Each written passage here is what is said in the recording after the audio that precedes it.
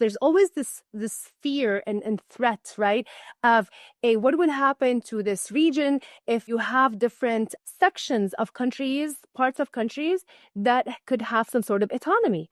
It was always used as a scare tactic to let terrorist groups, dictatorships like the Assad regime, like Saddam Hussein in Iraq, all of that continue ruling, giving the green light basically to do horrific things. But I think what we're witnessing today is that it's something major has shifted.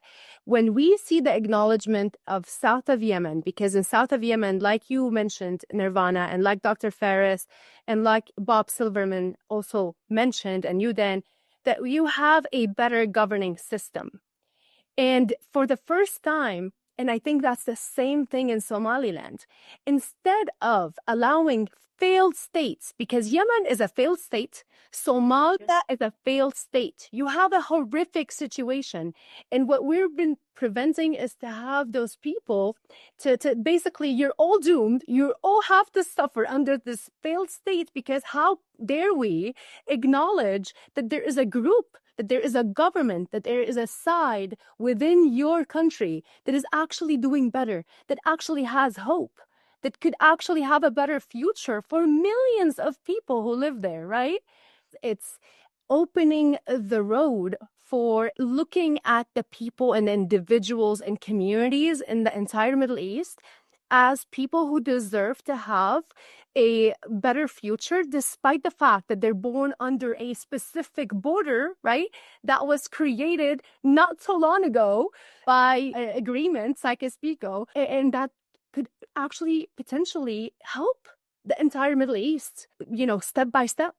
Are they more or as capable of putting down and crushing this uprising as we saw in the previous times, or has something changed in your opinion?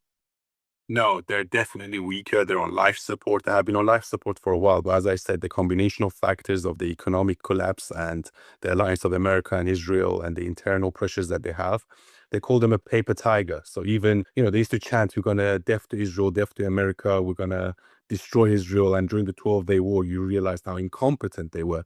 And I think that exposed them to the world.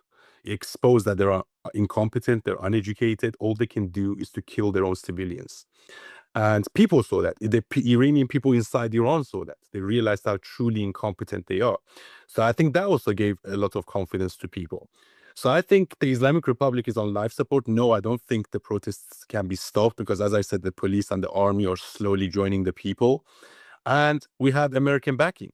So far, Trump has acted on his promises. When he says, I'm locked and loaded, if you kill your protesters, he usually does.